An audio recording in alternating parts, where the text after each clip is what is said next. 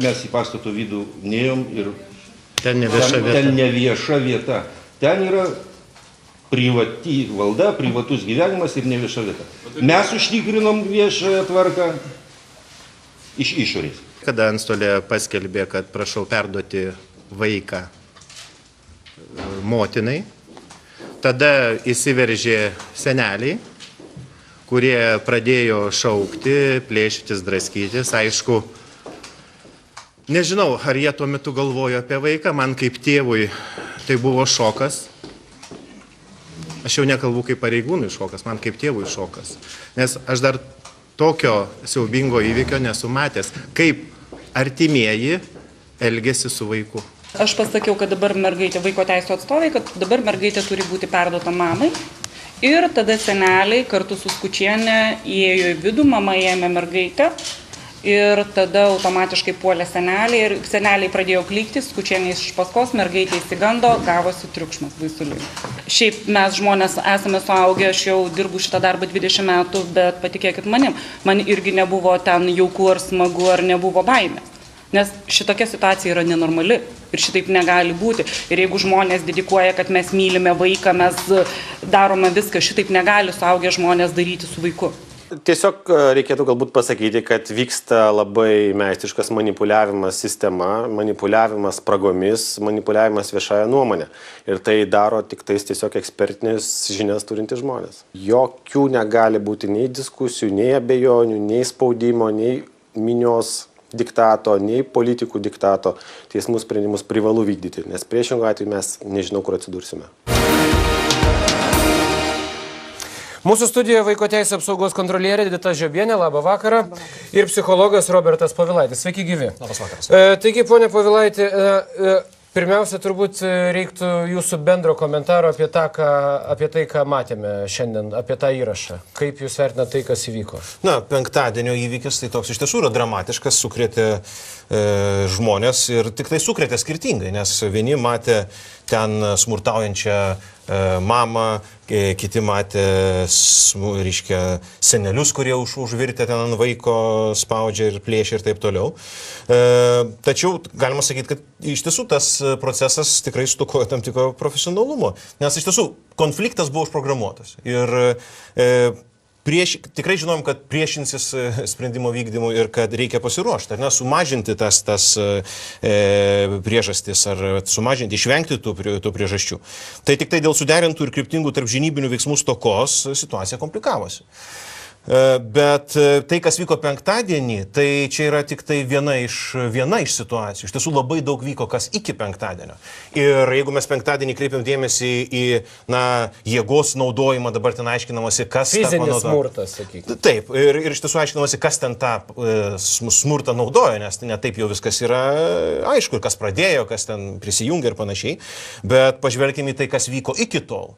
Nes iki tol vyko irgi smurtas. Ir tam yra pavadinimas, tai yra emocinis ir psichologinis smurtas. Ką jūs turite galvoje? Na, ką tai reiškia? Vaikas yra įkalintas, nuteikinėjimas prieš motiną, viešinami vaiko išgyvenimai, vaikas yra įtraukiamas į tokias situacijas, kur patiria didžiulį įtampą, verčiamas kalbėti prieš kamerą, gąsdinamas, kad motina išveš ir taip toliau. Tai šituos visus veiksmus tikrai galima vadinti emocinė prievarta. Na, jeigu ten ta situacija buvo teisybė, kai nuvykus į šeimos medicinos centrą vaikui yra liepiama įsidėmėti gydytojų veidus, kad esą jie planuoja atiduoti pedofilams tą vaiką, tai aš sakyčiau, tai yra bauginimas. Ir jeigu jis vyksta gydymo įstaigoje, tai mes tik tai galim pafantazuoti, ką vaikas turi patirti kasdieną būdamas tuose namuose. Pone Žiobienė, jūsų komentaras tam, kas įvyko penktadienį. Įvyko baisus ir blogi dalykai. Ir manau, kad tai iš tikrųjų, tai ką psichologas sako, tai yra ėjimas iš ankstesnių laikų ir akivaizdu, kad net ir tai, kad teismas leido naudoti prievartą prieš kitus žmonės, natūralu, kad teismas realiai ir būtų paaiškinęs, kaip reikia vykdyti sprendimą. Teismas juk nesiruošė uždrausti, nevykdyti teismo sprendimo ar dar kažkaip. Iš esmės tai buvo aiškus, logiškas žingsnis - paaiškinti, kaip vykdyti. Pasakė, kad diskrecija yra antstoliai. Man yra toksai visiškai bejėgiškas jausmas, kad valstybė yra neįgali.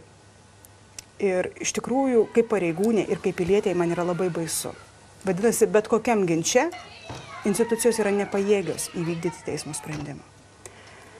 Kitas dalykas man yra baisu, kad nesvarbu, ką dabar kas be pasakytų, vaikas realiai mažai kam rūpi. Kam reitingai svarbus, kam svarbus institucijos labai gražus, munduras švarus, kam dar kiti dalykai, bet realiai vaikas nerūpėjo niekam. Ir tiesą sakant, globėjos atveju, aš suprantu, jinai buvo darbe. Jinai palikti vaiką gali tik tai tiem žmonėm, kurie bus atsakingi. Tie žmonės, kurie buvo su vaiku, elgėsi toli gražu ne tai, kad net neatsakingai, jie elgėsi neadekvačiai. Aš neįsivaizduoju ne vieno mylinčio žmogaus, ar tėvo, mamos, senelio, tetos, kurie galėtų fiziškai traumuoti vaiką, griūti ant jo, verstis. Ir net atmetant tą argumentą, kad prieš tai Venckienė bandė pasakyti, kad pargriovė tą močiutę. Močiutė klykė visą gerklę ir jinai niekur nesikėlė. Jeigu jinai būtų atsargiai netyčia nugriuvusi, kažkas netaip atsitikė. Iš tikrųjų, tai buvo tikrai paruošti aiškus veiksmai ir vaiko žalojimas. Nes bijau, kad jeigu mes analizuosime kiekvieną sekundę, tai bus akivaizdu, kad tai padarė ne mama ir ne vaiko teisų tarnyba ir ne kriminalinė apsauga. Tai kas elgėsi taip su vaiku ir ar vaikui vis dar galima tenai būti? Kas šiandien su vaiku yra daroma? Atkreipkite dėmesį tie žmonės, kurie buvo toje aplinkoje, galų gale Kuprevičius, kuris buvo tikrai pirmas tas, kuris priešinosi prieš teismo sprendimo vykdymą. Ką jie dabar sako? Buvo pastoviai vaikas bauginamas. Tai yra jų argumentai. Yra pareigūnų argumentai, kas vyko tuo metu. Visi pasako tiesiai šviesiai, kad tai yra smurtas prieš vaiką ir tai naudojo ne pareigūnai. Iš tikrųjų, aš suprantu mamą, kuri, ji toliau nebegalėjo plėšti savo vaiko. Taip, mylint savo vaiką, jį gali paleisti, bet leisti kitiems su juo daryti, ką nori. Kitas dalykas man yra labai baisu ir dėl vaiko teisų skyriaus. Aš nemanau, kad tai yra profesionalu iš pareigūno pusės, tik tai šaukti, visi išeikit iš kambario. Na, ką galėjo daryti jūsų nuomonė ta moteris, kuri, suprantu, bent jau iš kai kurių komentarų net nežinojo, kad bus vykdomas sprendimas gražinti, ji tarsi tikėjosi, kad ten vyks susitikimas, eilinis susitikimas su motina.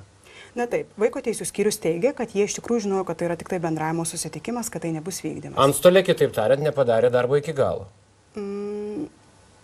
Galima taip teikti, bet galima teikti ir kitaip. Iš tikrųjų, antstolė turbūt įvertino, kas ir kur gali nutekinti informaciją. Deja, įvairios praktikos yra buvę apie tą laikotarpį. Galėjo būti ir toks argumentas. Jūsų nuomonė, antstolė, žinodama šią istoriją, kad informacija, iš tiesų buvo tokių ir viešų pranešimų, nuteka iš vaiko teisų apsaugos tarnybos, būtent kedžiams, specialiai nesakė vaiko teisų apsaugos tarnybos. Aš negaliu taip teikti, bet aš manyčiau, kad antstolė, vykdydama teismo sprendimą, pranešė tik tai tiems konkretiems žmonėms, kurie turėjo būti vietose. Turbūt tai buvo skirta informacija tam tikram ratui pareigūnų. Patikėkite, aš irgi to nežinojau. Ir natūralu, kad atvykus į tą vietą, vaiko teisų specialistė buvo. Vaiko teisų specialistė, aš suprantu, taip, jinai atvažiavo bendravimą, bet jos funkcijos nesibaigia bendravimu. Jinai dirba pagal visą sąrašą funkcijų ir jinai atsako už vaiką visada ir bet kur. Ir būnant vietoje, vaikų pasirūpinti yra svarbiausia. Galų gale, jau tai, kad jinai yra tame name, jinai žino savo pareigas ir jinai žino, kokia yra situacija.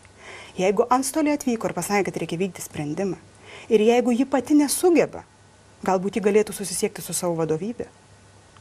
Reikia vis tiek atlikti. Jūsų nuomonė, vaiko teisų apsaugos pareigūnė tiesiog turėjo tą vaiką laikyti prie savęs ir niekam neduoti. Jeigu girdėjot Venckienę, Venckienė labai aiškiai pasakė, vaiko teisų pareigūnė turėjo ir paimti tą vaiką. Tai jeigu jinai būtų jį paėmus, bent vaikas būtų šiandien nesužalotas. Iš tikrųjų, akivaizdu yra. Nes, desperatiškas matytas veiksmas griuvimas ant vaiko, bet matyt, ta pusė taip supranta. Tik tai taip supranta vaiko teisų gynimą, dėja. Kitas dalykas, jeigu jūs dar kartą peržiūrėsite medžiagą, tai vaiko teisų pareigūnė visiems liepia išeiti iš namų, iš to kambario, visus pareigūnus netgi pastumdydama, bet močiutei klykiančiai nepasako nė vieno žodžio, ponia, tyliau, jūs traumuojate vaiką. Ponia, nedraskykit vaiko toliau, nes jau niekas iš jūsų jo neplėšė. Bet šito ji nepadarė. Ji nenuramino ir vaiko. Juk matosi medžiagoje. Tai čia nėra profesionalu. Prie mūsų telefonų prisijungia Teisingumo ministras Remigijus Šimašius. Pone Šimašiau, kokią išeitį šitoj situacijoje jūs matytumėt?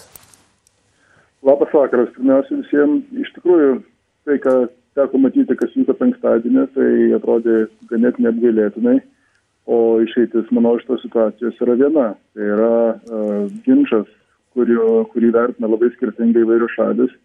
Ir matant vaizdo įrašus, suspėju, kad kiekviena pusė mato patvirtinimą būtent savo versijai, bet išeitis yra viena. Reikia įvykdyti teismo sprendimą ir įvykdyti kiek įmanoma sklandžiau.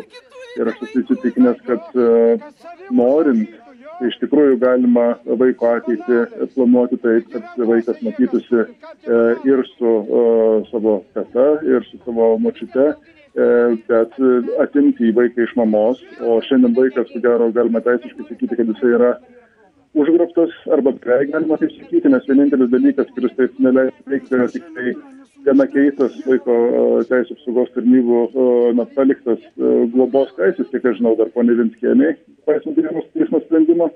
Tai situacija yra viena, yra išrišti tą viso reikalą ir perduoti vaiką mamai.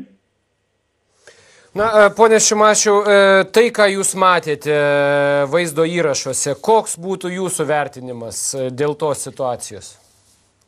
Iš tikrųjų, vaizdo įrašą žiūrint, sunku atsikratyti to jausmo apskritai, kad yra koktu ir apgailėtina. Tai aš manau, kad kiekvienas to vaizdo įrašą matantis taip tą pamatė. Kita vertus, aš spėju, kad daugelis, kaip minėjau, pamatė gana skirtingus dalykus ir susidarė skirtingas versijas, kas yra blogiečiai tame vaizdo įraše, o kas yra geriečiai ir kas inicijavo tam tikrą chaosą, o galbūt ir smurtą galima teikti, o kas ne. Tai tikrai tas vaizdo įrašas nėra toks, kuris leistų padaryti galutinės išvadas, ar bent jau žiūrint jį tiek, kiek teko viešoje erdvėje matyti. Bet akivaizdu yra viena, kad tas vaizdo įrašas ar vaizdo įrašai, gal keli yra, aš nežinau, jie turi būti įvertinti dviem aspektais. Pirma, tai ar iš tikrųjų nebuvo asmenų, kurie iš esmės panaudojo smurtą priešindamiesi teismo sprendimo vykdymui ir vaiko atidavimo mamai. Ir kitas aspektas, kurį reikia vertinti, iš tikrųjų, ar tie asmenys, kurie turėjo padėti vykdyti teismo sprendimą, ar jie tai atliko profesionaliai, ar jų veiksmai buvo koordinuoti ir suderinti, ar jie nepadarė klaidų. Mano supratimu, abu teiginiai yra pozityvus, kiek man teko matyti, tai yra priešinimasis teismo sprendimo vykdymai gana neadekvačiomis priemonėmis, tai iš tikrųjų vyko, o, sakykime, visų institucijų veiksmų koordinacija, akivaizdu, kad irgi nebuvo tokia, kokios galima tikėtis, norint sėkmingai ir sklandaus ir adekvataus teismo sprendimo įvykdymo. Kągi, ačiū ministrui.